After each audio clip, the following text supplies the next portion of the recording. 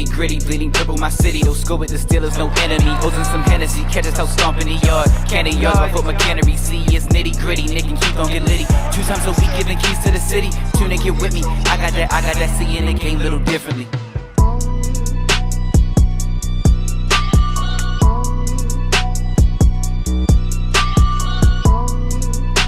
I'm your host tonight, Keith PJ. And of course, I'm joined with the flop. I got Keys with me. What's going on? How y'all feeling out there? Nick, what's up? What up? And of course, I'm standing in for Skull. What's up, Skull? We'll hold it down for you tonight. Super Bowl 59.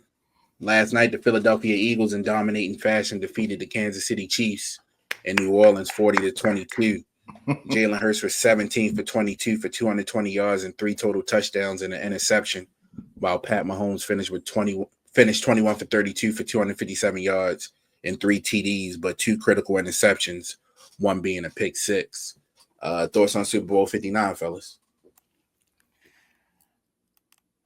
Listen, I thought it was a great game. Obviously, congratulations, Nick Sirianni, Jalen Hurts, Howie Roseman, Saquon, AJ Brown, all the usual suspects. Shout out to them. They took that Super Bowl L a couple seasons ago.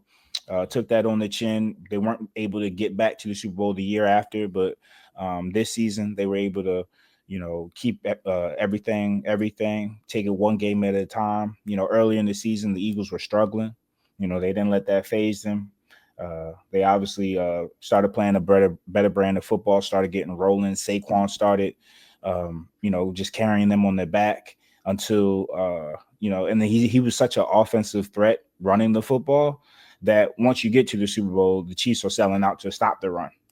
And that just opened up the pass game for them. And they have the weapons in the passing game to allow for that, to exploit a defense's strategy in that regard, So everybody had their eyes on Saquon, but, it left the others open, and the others are pretty damn good. And you have to just tip your cap to the play callers in Philly, the team, the organization as a whole. Howie Roseman, he never stops trying to get talent. He never stops trying to acquire new pieces and take flyers on guys, bringing guys that may have some character concerns, bringing guys that may be a little iffy, so to speak. But the talent is what's most important there. And once you have a great collection of talent, but you also have the coaching and the play calling around them, think about somebody like Vic Fangio, who got ran out of Miami because he was coaching them too hard. And, the Philadelphia Eagles defense, which was a talented defense, but they did not play to their capabilities last season. Look at the impact he's had on them, night and day. You know what I mean? And it's like one man's trash is another man's treasure. So the Dolphins were complaining. The Dolphins fell off this year. Eagles didn't complain, took that same guy and won a Super Bowl with him. Well, you look at that. Shout out to them. I was really surprised about how bad the Chiefs looked. I've never seen them look that bad in such a big moment. But it is what it is. They didn't come ready to play. Patrick Mahomes started the football game with turnovers. And you're not going to win football games losing the turnover battle. I know people don't like to hear that. I know people want to highlight that the Eagles forced turnovers, but one perspective is those turnovers were forced. Another perspective is the Chiefs gave them the football. However you want to look at it, the Chiefs didn't score points because they were giving the Eagles the ball to score points. You can't score points if you don't have the possession, right? And then, not only were you causing turnovers, a pick six involved, right? So you literally gave them 7 points. And then where the first turnover occurred, I believe that set up a short red zone trip for the Eagles. So again, holding on to the football is imperative. I've never seen a Super Bowl one where, the team just has more turnovers than the other team. I'm sure it's happened, but it doesn't happen often. You got to hold on to the football in the biggest moments. And the Eagles, they were able to play a brand of football that was conducive to success. Jalen Hurts did have an early turnover, but because they were forcing the issue as far as having the Chiefs sell out for the run, being able to play off of that, being able to disguise what they wanted to do. The game was won because they kept putting points on the board, and keeping your hands on the ball is a good part of that. So salute to them, and they deserved it, man. What does this mean for the Chiefs and Eagles moving forward? I think the Eagles have a obviously a bright future. I wouldn't be surprised if we saw a three-peat of this matchup, right? Obviously, that's not what I hope for, but I wouldn't be surprised. I think the Chiefs now have something to play for. I think in seasons past, they've been kind of like the chosen ones, the league's favorite. So maybe they didn't have that fire or that. Sometimes you just need that chip on your shoulder to get that extra oomph. All season we didn't see that extra oomph. We thought they were going to turn it up in the postseason, and they did. But maybe that 2-week break didn't do them good. Because the Eagles came out and looked like the hungrier team. They looked like the better team. Shit, Jalen Hurts looked like the better quarterback. So that should have. If I'm Patrick Mahomes and people were saying my GOAT debate is now over for the time being, and people were saying Jalen Hurts was the best player on the field, if it were me, if I was Patrick Mahomes, that would fuel me, and you'd have to see my face in another Super Bowl again. And that's what I expect going forward. But it was a pretty good game, other than it being a blowout. It was a good game just off the strength that Jalen Hurts adds his name to the list of black quarterbacks. Yeah. I agree 100% with everything you said. My biggest takeaway is from the game is that, and we talked about, earlier, maybe like 2-3 years ago on this show, we talked about, we didn't think Jalen Hurts was the right person for the job. Like we all said that, the way he was playing at that point in time. Say he's a runner. When we was comparing him to Lamar, it was like, he's more of a runner than Lamar. But I think with all of us, and me, I can speak for myself. We just forget he's a winner. He's always won. At Alabama he won. At Oklahoma he won. You can look at his percentage of his games he's won when he started. He's like it's over 70% of the games he's won. He's a winner. You can go back and look at the last Super Bowl. We had 300 yards, 70 yards rushing, 3 touchdowns. So on the biggest stages, he plays well. And I think the talk got to him and saying, like, I was talking to my homeboy. I said, he was saying, he was picking the Chiefs. And I was like, it's going to come down to that Chiefs, the Eagles defensive line doing what they did. And it's going to come down to the Chiefs. They was going to put 8-9 people in the box, and Jalen Hurts was going to throw the ball to win. That was always going to be the game plan. It was, I think anybody, you can pick up a football book and maybe read a page about these two teams, about the matchups, and you can get from that book that the breakdown was going to be Jalen Hurts was going to have to throw the ball for them to win the game. They was not going to let Saquon Barkley beat them. That's the old trick in the book. You take away what they do best, and you see if they can beat you. And he did. You give some credit definitely to it. He got 2 All-Pro receivers there. It's not hard to throw the ball up and let him go get it, but he was composed. He was poised. And we've seen this from Jalen Hurts throughout his career. So I'm not like I said. People say, what did he prove it? I mean, Jalen Hurts has been good.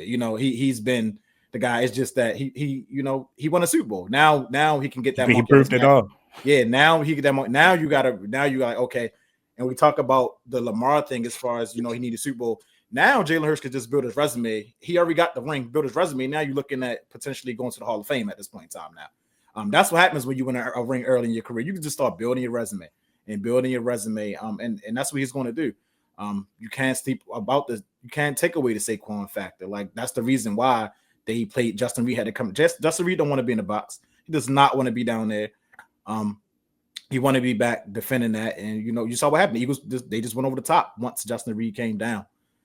But yeah, shout out to, and the biggest thing is that Eagles defense, man. I want to play like Jalen Carter. Like that's what I want. I don't need the always and the nice guys. I need somebody that's going to hit somebody in the mouth. And Jalen Hurts don't care about the 50-yard penalty. He don't care about none of that. He's going to hit you in your mouth. He's going to talk trash to you. And that's the type of players you need, man. Howie Roseman, you can't give him enough credit. That roster, I've never seen a roster like that. And be under the salary cap. Like that's how now I'm like, all right, salary cap gotta be a myth. They got all these players on, max deals. If we talk NBA, got AJ Brown making his money, Devontae Smith making his money, and everybody in the defense making that money. So they came in with a game plan, like you said, and they executed that game plan. And the thing about the Chiefs is, they are the Chiefs. I'm not going to discredit them or take anything away from them. They 3 times, but this is what it's been all year. The regular season, they're going to beat teams in the regular season.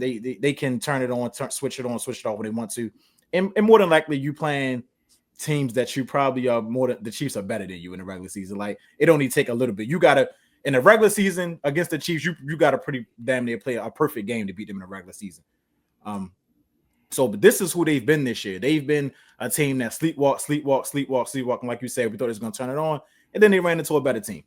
I feel like they have been playing better teams. They just had that mystique. They had that black magic going for them, and it ran out. When you able to sit back and not blitz Mahomes one time, you're probably gonna win that game. Because that's how you got to beat them. You got to be able to just rush 3 or 4, get pressure, get them uncomfortable, and sit back and play man-to-man defense. So I'm not gonna sit here and say it's a blueprint because it's Patrick Mahomes. He's gonna find a way to beat that. They're gonna find a way to make that offensive line better. But like I said, I was reading articles. If you're moving your guard to play left tackle, you should be taking advantage of that. And the Eagles finally are the team that took advantage of it. They put Josh Sweat on him time and time again. Every single play, Josh Sweat was lined up against Thuney on the left tackle. That's not his position, and Josh Sweat took advantage of it. So it comes down to coaching. I feel like more teams should have took advantage of Thuney starting at left tackle. It's not his natural position. And a lot of teams didn't take advantage of it. They let the Chiefs get away with it.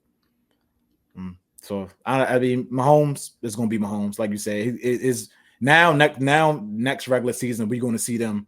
They're going to be playing every game now. It's not going to be a sit back and let's turn it on fourth quarter. Now the league should be they should be back on notice about them. If they lost a close game, it'd be all right, whatever, But the fact that they got manhandled the way they did is going to create a big divide there. And he's going to be out for blood next year. He's definitely going to be out for blood next year. But it's good to see. It's good to see, like you say, it's good to see some new blood, and especially a black quarterback. I didn't want to hear the Mahomes 3-peat talk. I didn't want to hear none of that. So especially when we got a quarterback in the AFC with Lamar who hasn't been to that level yet.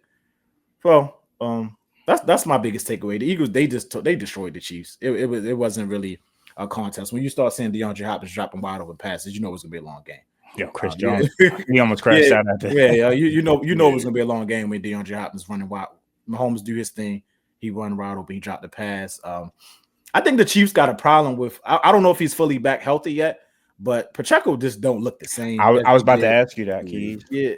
Because it seems like their run game had been doing decently when they found Kareem Hunt as an answer, and he was rolling all season. And then Pacheco came back. That run game never rebounded, and they kept trying to split the carries between the two. Right. Pacheco never looked like the Pacheco he was previously. And with every carry that Pacheco got was a carry Hunt did not get, and Hunt was eaten at that point of the season. So I think trying to work back Pacheco, maybe he came back a little too quick, but them not having a run game also hurts Mahomes as far as being able to exploit some of that pass protection. They hadn't run the ball like they usually run the ball. My thing about Pacheco is he's always been a smaller back. So he's not a 3-down back. Them hits gonna take a toll on him. He's a smaller back. He's not like James Cook where he even though he's shorter back, James Cook he's sturdy, like he can take hits. Them hits I think that's what's taking a toll. The bad leg injury, but them hits are gonna take a toll against him. And I think it comes down also to the Chiefs' offensive line. Their offensive line hasn't been good. I think Mahomes mastered a lot of that, getting the ball out quick. But they're gonna have to retool the offensive line and maybe the running game get better. But I do think you're right. The running game looked much better when Kareem Hunt is touching the ball, other than Pacheco down the stretch. So they're gonna have to figure that out because I don't think Pacheco is a 3-down back. He's not good in pass block. I'm not gonna say I'm surprised that the Eagles did them like that, but it is a little shocking. It is a little shocking to see them go down. I didn't expect about that. Yeah, not like that. That was my biggest takeaway from the game is I thought the Chiefs didn't run the ball a lot early.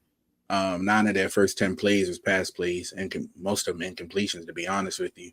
You're talking about a team that's ran the ball on average 29 times in their first 2 playoff games. I was expecting them to establish the run, especially with the way they was getting blitzed. Well, not blitzed, but just pressured early. When I say blitz, I know they wasn't getting technically blitzed, but they just got the pressure early. But, I mean, they were in the game. It was 10-0, and they just looked helter-skelter, and that's uncommon for an Andy Reid team, especially given the 2-week break. You normally talk about this team coming off a bye. They're as efficient as it gets. But the early turnover, it looked like they just uncharacteristic mistakes. The penalty, which may have not been a penalty or not, but that's neither here nor there. But they just uncharacteristic mistakes by the Chiefs. Even Mahomes, I never seen him with happy feet like that, aside from that Bucs game, Super Bowl a few years ago. So when you can knock him off his mark, he can't even get the ball to Kelsey on the plays that they run well. I mean, they didn't even get past half field until when? Third quarter. Third quarter? Yeah, Late in the pretty second. bad. So just a total domination by the Eagles. Like y'all all say, shout out to Hurts, another black quarterback to do it. But I think Philly, and I've talked about them throughout the year, I think they've been one of the better teams all year. Just sound at every level on this team. They got it. And as long as Hurts was going to be healthy and not turn the ball over, they was going to have a chance. And I mean, he made the big throw on the first possession of A.J. Brown, 4th and 1. Didn't look like a penalty, but he was ready to play. And that's kind of been his MO in the playoffs. He's ready to go. And so that's what you want from a quarterback, someone who's not going to turn the ball over at a high clip and who's just going to make winning plays. And Jalen Hurts, he's proved that time in, time out. I guess my question now is, where does Hurts rank in the top QB combos now? Does just propel him into a top 5 now with the Super Bowl, or is he still in that 9-10 range where we had him initially? Go ahead. No, I was just gonna say, for me, Super Bowl and Super Bowl MVP, that puts you in rare air, especially as far as current active quarterbacks. I don't see how you can't give him that respect, because the quarterbacks that we would probably be ranking over him don't have his resume so far. I mean, he's been to 2 Super Bowls in the last 3 years. He's played Mahomes twice and been the better quarterback. Like, some would say he was the better quarterback the first matchup. Right? So, I'm not saying he's better than Mahomes. I'm saying when it mattered, he's one of the only people that stand up to the motherfucker consistently. I have to put some respect on that. If we're doing like, and with these rankings, I think you have to consider postseason in there as well, because the regular season is just one half of the story. It's the longest part of the season, but it's just one half of the story. Nobody cares about Tom Brady's undefeated season because it didn't end in a Super Bowl victory. Right. So that's just how it goes. Top 5, I definitely would put him in there. Again, like Keys and Keith both mentioned, from college on, he's been a winner. And now this just cements his place as a winner. So now you look at what he actually puts as far as stats, you look at that a little differently now. Do I really care about the stats argument when I know that since the week 5 bye, they lost 1 game? They lost 1 game since the week 5 bye, and that was he got injured, right? And he got injured in that game. They lost by a field goal. He was killing them. And they were smacking the Commanders. It was about to ask when he got injured. So I think that's what, 17-0, or hold on, I think that was 16-1, including the playoffs. I got to do the math, but he pretty much rang off 1, 2, 3, 4, 5, 6. Yeah, pretty much 17. 16 out of 17, 17 out of 18. He pretty much rang that off. So you got to give him credit. You got to now, mind you, yes, Saquon is a huge part of it, but I'm also one of those guys where I don't criticize quarterbacks for having weapons. It's a team game. They're supposed to have people to throw to and hand the ball off to. You ain't supposed to do it alone. because it's still quarterbacks with weapons that suck. So that's what I'm saying. Like you got to think about it. Like teams had weapons, and you can look at him like, oh, this person sucks. Like Kirk Cousins, he's always had weapons. He sucks. Like Oh so, shit, I'd kill for Drake London and Bijan, nigga. That's what I'm saying. He had any team would. Any team would. Turning the ball over 10, 15, 20 times a season. Mm-hmm. Of course he's like when you start talking about quarterbacks, like before, like we always did our quarterback rankings. We always put like Justin Herbert up there and shit. Not anymore. You know what I'm saying? Exactly. We put Justin Herbert up there. We didn't put we didn't put a lot of quarterbacks before we put Jalen Hurts. That's that conversation over with. Like it's done. That's done. So it's probably like a handful, if that, quarterbacks that you're going to take over Jalen Hurts at this point. Literally, like probably 1, 2, 3. I mean, it's just going to be Lamar, Allen, Mahomes, and Burrows. That's pretty much it. But but then like Nick said, now you're looking at resumes and why is he not sliding right behind Mahomes? Like you understand? Like I mean, we MVP, 2-time MVP, 1-time MVP, and Joe Burrow been to the Super Bowl, beat Mahomes, but ain't none of them did with Jalen Hurts. Ain't none of them got Super Bowl MVP. Ain't none of them played two hell of Super Bowl games, like you said, against Mahomes. So it's like, okay, of course you always gonna take Mahomes. He's Patrick Mahomes, like he's the guy. But after that, it's like, well, I know what Jalen Hurts do when he get in the Super Bowl. I know what he do when he get in the playoffs, and I know what he do when he get in the Super Bowl. That's what I want. It's an interesting conversation because I'm thinking about it in two different ways. If I'm at the football field, neighborhood football field, and we just playing, just some throw up tackle football, like maybe I choose the more talented quarterbacks first, right? Maybe I choose the Lamar Jackson, who's just clearly a unicorn. Maybe I choose the Mahomes, who is clearly, like, technical speaking wise, he's like the prototypical perfect quarterback that you would want to see. Maybe I take the Josh Allen first, who is like the Cam Newton mixture of arm strength and pure strength when in the run game. But then I think about it like, yeah, that's in that setting, but in an NFL game, and maybe the street game too, is like Jalen Hurts wins. He wins, and that matters. Like if I'm starting a team from scratch, winning games is probably the highest priority. Who's gonna not commit the turnovers when it matters, right? He's a leader too, man. Like that's another thing about Jalen Hurts. Like he leads by example. You can tell his father was a coach. Yeah, like he just was a quiet assassin. I'm happy for him. That's what I'm real happy for him. To bounce back from what because all of us remember we was very knowledgeable watching sports when Tua benched him in that championship. We all remember that. So to be able to deal with that and still keep your career, still be a great teammate. Now you're a Super Bowl champion. Now you're going to Disney World. I mean, I'm pretty sure you can. It's probably one of the greatest feelings that he's feeling right now. He's validated everything that he's said he's about. Like even like how he talks to the media, the quotes. Like you can tell, you can sense the leadership that he has in him, because he's not a huge talker, and all of his quotes, all his quotables were always focused on the main goal, which was winning. And I'm not saying other quarterbacks don't do that, but it just looks a lot better once like the goal is accomplished and you look back at kind of like the journey. And he's always been the same Jalen. Each win, loss, good game, bad game, when they're saying when AJ Brown has a book on the sideline and Jalen Hurts is getting criticized for his play, he had the same tunnel vision. We play to win football games. We play to win football games. We play to win football games. Who cares about everything else? And that attitude is what won them football games. Because who cares about anything else? Who cares about the stats? The main thing. The main thing was always the main thing with them. And salute to him. Shout out to Nick Sirianni, because as great as a coach he is, they was, like I said, they were saying he was on the hot seat. I don't know what's wrong with Eagles. What's wrong? They were saying he was on the hot seat. So now he Super Bowl winning coach. It's not Speaking of Sirianni, he's been to 2 Super Bowls in 3 years, winning 1. The Eagles have won 2 Super Bowls since 2017. One with Doug Peterson, obviously, and then one with Sirianni last night. What should this tell other teams who have those long-standing coaches? Ravens, Steelers, Bills. Yeah. I mean, we are, like I said, it's well documented. Who? Yeah, it's well documented that we don't want Harbaugh. It's well documented that I'll speak for Skull that he's been saying he wants Tomlin gone. So we already know what we feel about it. You got to go younger, getting a new voice in there. They took on the personality of their coach, fiery, get in your face. He's arguing with Him and fans. AJ Brown, but getting into it last night. He cussing the fans out. He's arguing with Ertz on the middle of the field. I mean, he's winning.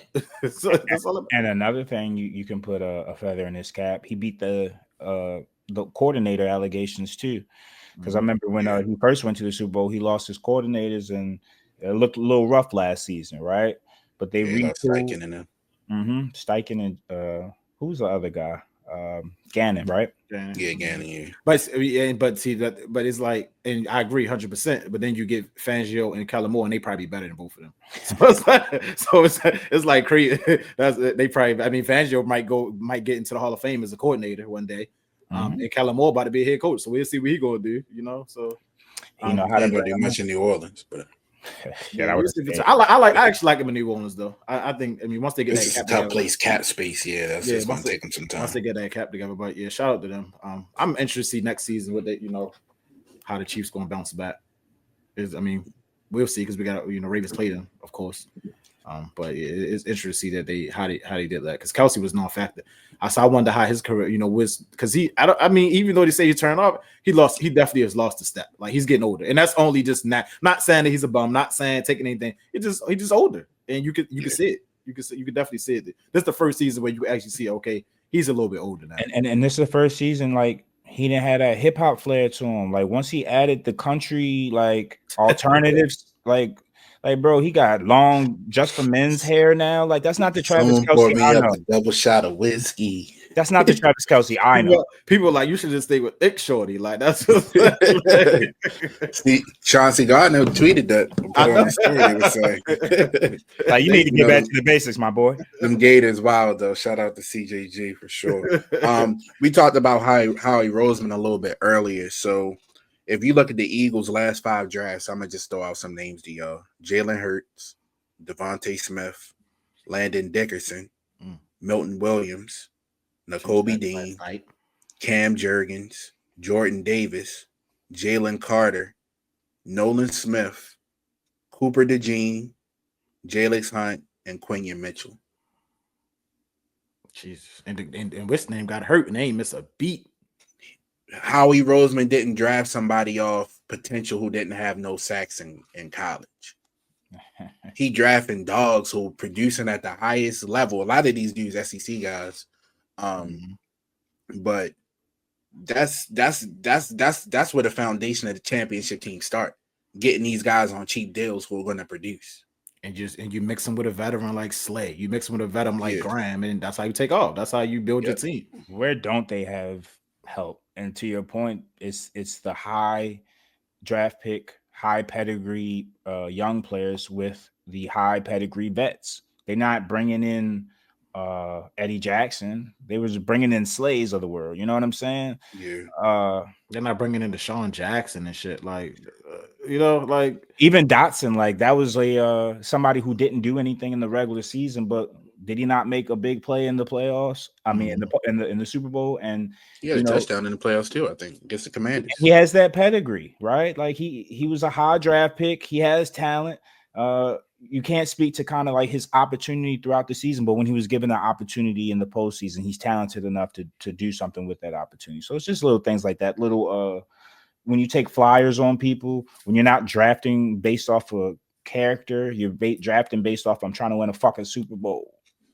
Right, so yeah, I think a big Howie Roseman don't care about character. Yeah, I mean, I think because you got the right people in the building, you got the right coaches in the building. I think that's a big part of it is development. I think a lot of teams they may draft well, but you don't develop your players. I don't think the Ravens do a great job of developing certain position groups. I don't think the Steelers do a good job of developing certain positions. But you look at a team like the Eagles, it seemed like every single position group they develop well. Like the offensive line that they draft offensive linemen, all of them become all pros. They draft defensive linemen for years. They have all pro defensive linemen, linebackers. The key positions, tight ends. They seem like they draft and develop very well.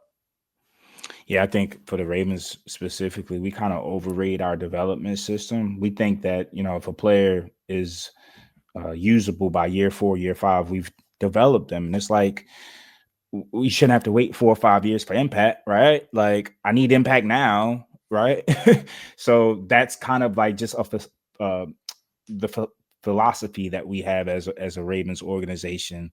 I don't know if we're as accountable as we need to be regarding the structure, right? Like, yeah, we're bringing in projects, and the projects that we bring in take 4 or 5 years to kind of manifest itself, and when it manifests itself, they price themselves out and they're on another team, or we're paying for their breakout season and then they don't have a repeat season of that, and then now we're paying them as if they do this every year when they don't. So again, like, it's unfortunate, but maybe with the Tucker situation and some other situations, maybe we just rip that veil off and we can just be honest with ourselves too, right? We're not here to win Ed Block Courage Awards. I think the fans pay money to watch a good team play, which they're a good team and they're always competitive, but we want to win too. We want to win same as anybody else. I don't know anybody that roots for a team sports wise and says, you know what, I'm cool with losing. That shit was fun. Nobody says that. But I mean, and great point, because who's not going to a World Playoff game next year. I'm not.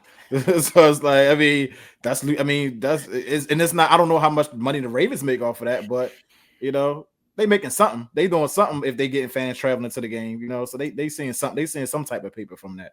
Yeah, but it's like, you got to start. You got to do things different. You can't keep flaming out in the playoffs at this point. Not when you have an all world talent at quarterback, who's not getting any younger. You got to do something as far as developing these guys around him. You can't have Zay Flowers and then Zay Flowers the drop off is so steep that you really can't compete. Shout out to Bateman, because Bateman played well in the playoffs, but that we need more. He's not a more. one though. Yeah, we need more. That's what I'm saying. We need a lot more than what he's offering us, even as a 2. We need more than that. We need more, because you look at a team, like I say, look at a team. To my last point about Haji Roseman and the Eagles, they got 2 number 1s. They had Devontae Smith and they still went and got AJ. When AJ Brown gets hurt, they don't be really feeling that. They got 2 number 1s. Devontae Smith like that. I got this. Don't step even right. worry. Yeah, step right up. That's a Heisman Trophy winner right That's there. what I'm saying. And I was thinking about it. Like, if Devontae Smith came to the AFC North, besides Jamar Chase, he'd be the best receiver in the AFC North. Like, you gotta think about it. Like, he's that nice. He's that nice. Like, him and Zay may have a conversation, but Devontae's had. I think Devontae's best season is probably better than Zay's. So, I respect Zay, but if I had to choose, Smith, like, listen, Devontae Smith's stats as a number 2 mirror stats as a number 1, and we can't say, oh, it's because the type of offense we have, because we was the number 7 passing defense this year. We throw the ball now.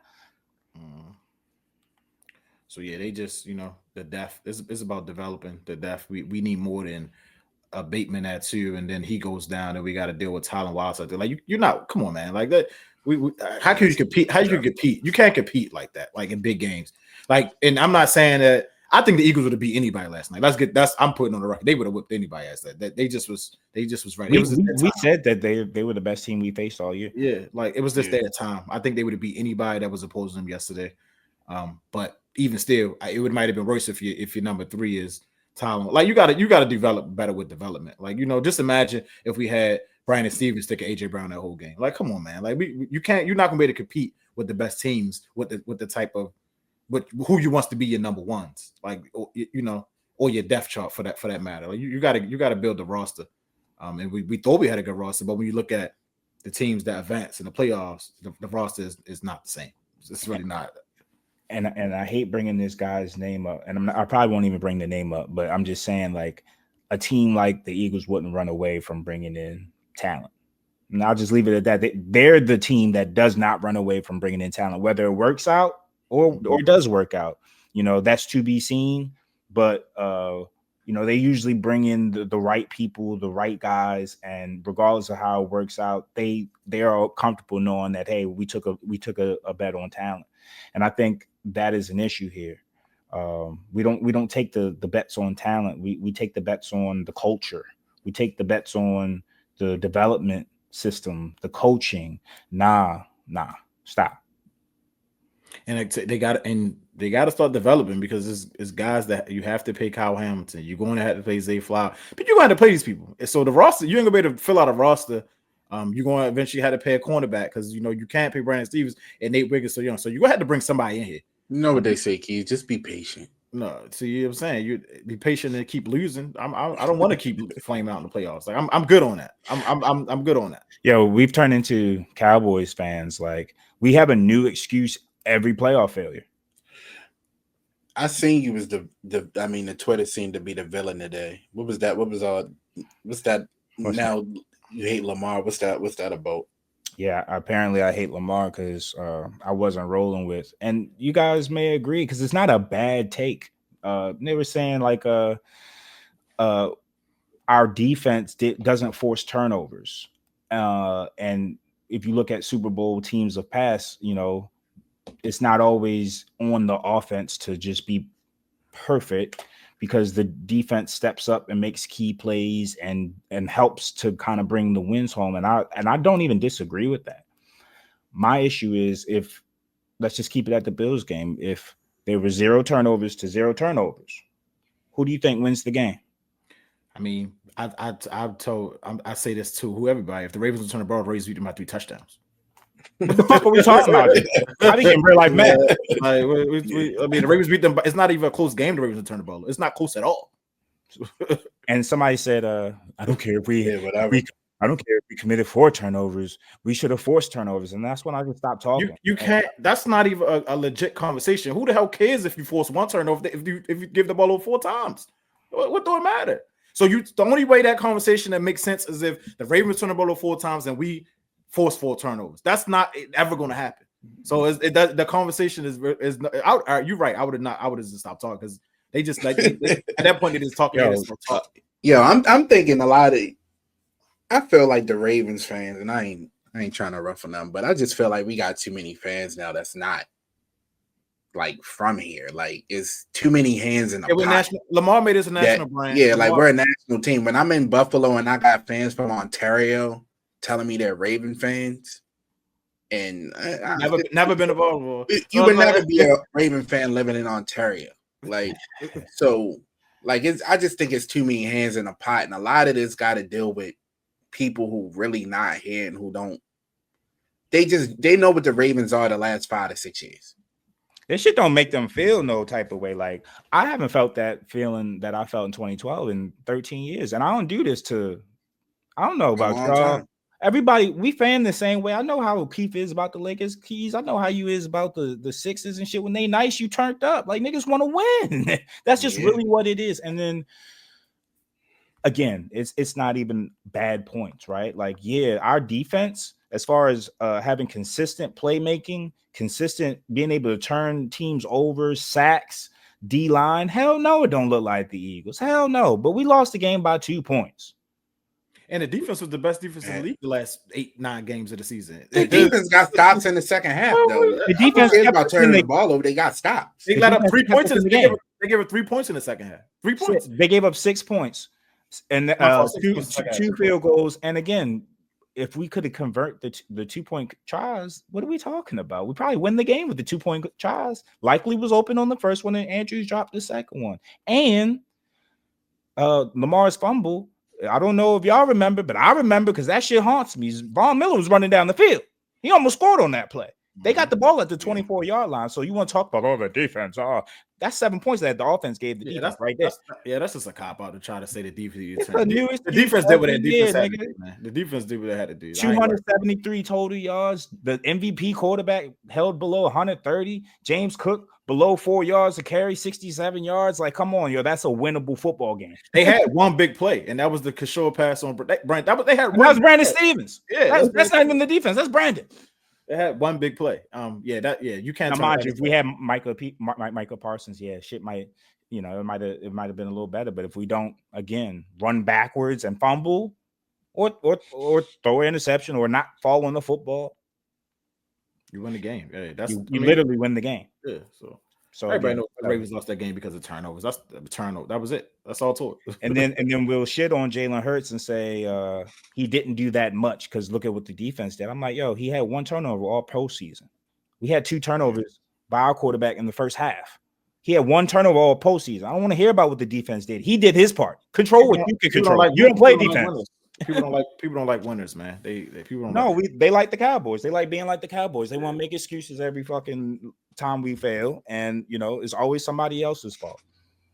And this is not to cast aspersion or cast blame. Like, Lamar's my favorite player. Like, I want that man to have a Super Bowl more than anybody, right? We all do. Because it changes the game. He becomes the conversation becomes where's his place on the rankings once he gets the Super Bowl. Yeah. It's a whole different conversation. We all want that. Way different. And it's not all on him. Like Mark Andrews, you had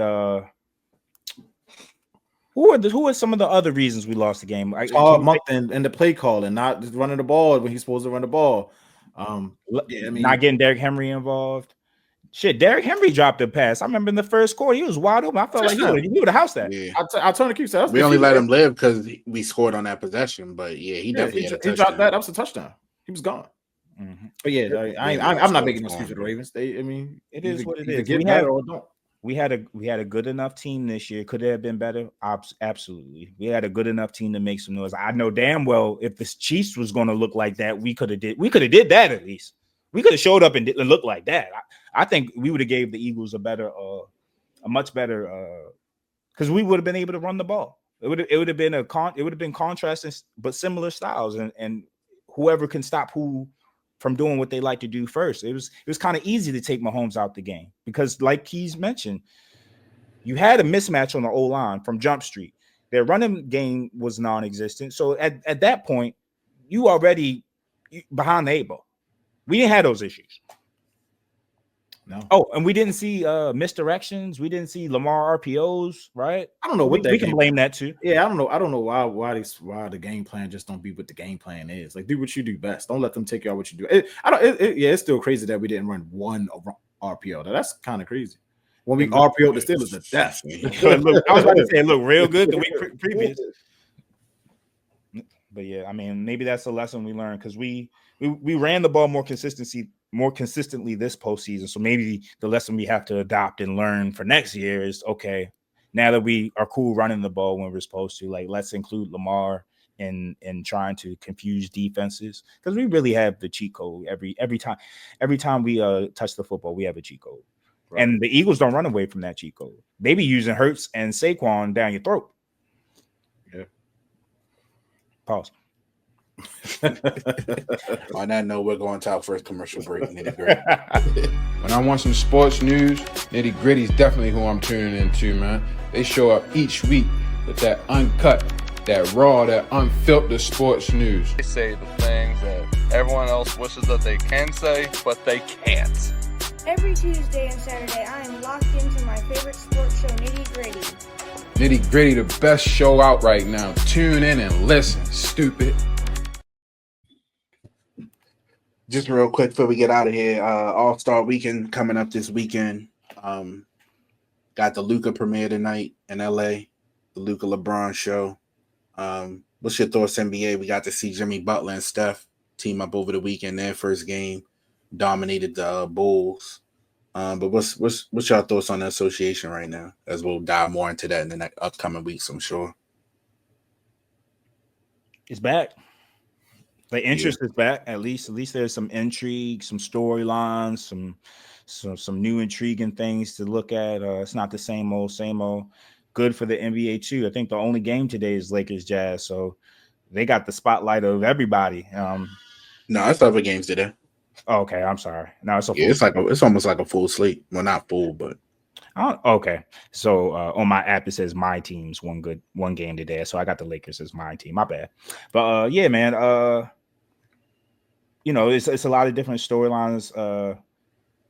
What didn't occur was kind of interesting. You had all the KD conversations. He could have been a Timberwolf, could have been a Warrior, but he declined it. I think that is interesting. Jimmy Butler, obviously, to the Warriors is a good move for them. They needed it. I think Steph was fighting for his life out there, and now he got a lifeline, so that's good for him. The Spurs getting Fox, that was a good move for them. The Mark Williams trade is big. The Lakers not Yeah, being rescinded. able. What they call Dr. Dre in for the physical? Like, like, come on, man. They got that. Somebody called them and said, "There's no way that y'all trading Doncic Connect. Somebody got to cancel the trade. Let's get it done." And they called in Dr. Dre and kind That's crazy. There's no because it was. I mean, that was just a bad trade. I understand y'all need a size, but you can't trade Doncic Connect. On the flip side, some think that the Hornets were trying to get over on the Lakers by trying to sell stepped on. Like they knew his back and his neck and his back was all tore up, and they try to pull a fast one. Like, yo, I heard y'all need a center. I got Mark for you. Jordan crazy. Jordan saw Dalton Connect and got big eyes. Like Jordan crazy. But yeah, man, it's a lot of interesting things. Oh, the Mavericks, they looked great for 3 quarters until Anthony Davis got his. They got the full experience. Oh yeah. So now they're talking about tanking. Oh goodness, that team's gonna be out of there soon. What else? That's mainly it.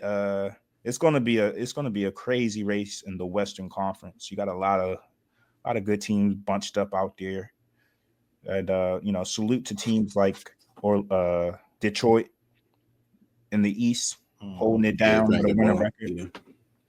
So yeah, I mean, I want to see Cade on that stage as we get into the spring. I want to see Cade play in the playoffs. I think he one of them ones. He made an All-Star. He made his first All-Star game too, so we'll be able to see him on that stage. I think Kyrie and somebody else was named as replacements today. It was somebody else. Trae Young was named as Trae. Deserved there. Shout out to Houston, 13 games over 500. Not a lot of people are talking about them, but for a young team, they've taken a step up. No, they're playing good basketball.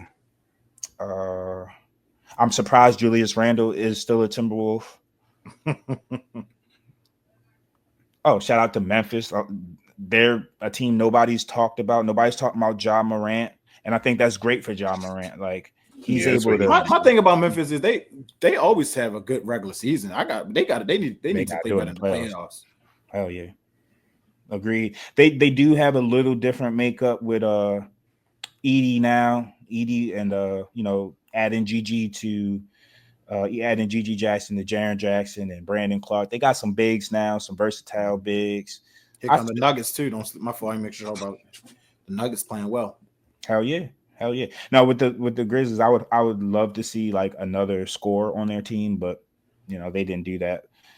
Shout out to the Nuggets. I mean, quiet as kept. They third in the West. They didn't start that way, that's for sure. They figured out how to. What are they? 1, 2, 3. They won 6 straight games. I mean, the Lakers playing well too. Even what's on? They playing very well. Quiet as kept. Yeah. 31 and 9. Yeah, I'm looking forward to tonight. Yeah, it's gonna be very interesting. Luka without a rim verticality. Jackson Hayes has athleticism. He can be that guy, but they're gonna have to find is Dwight. Never mind. Close the chapter on Dwight. I don't know, man. I don't know. Where's JaVale McGee? Like not Miss Kitty. Whoa. Is this Zion last year in New Orleans, man? Get Zion out of New Orleans, please, man. Yeah, free him. He has to get out of New Orleans, please. He's playing well, but they got him on minutes restrictions and back-to-back restrictions. It's kind of hard to get a groove as far as with your team if you just in and out the lineup. So if I was the Sixers, if I can get a healthy report on Zion, I would trade Embiid for Zion right away.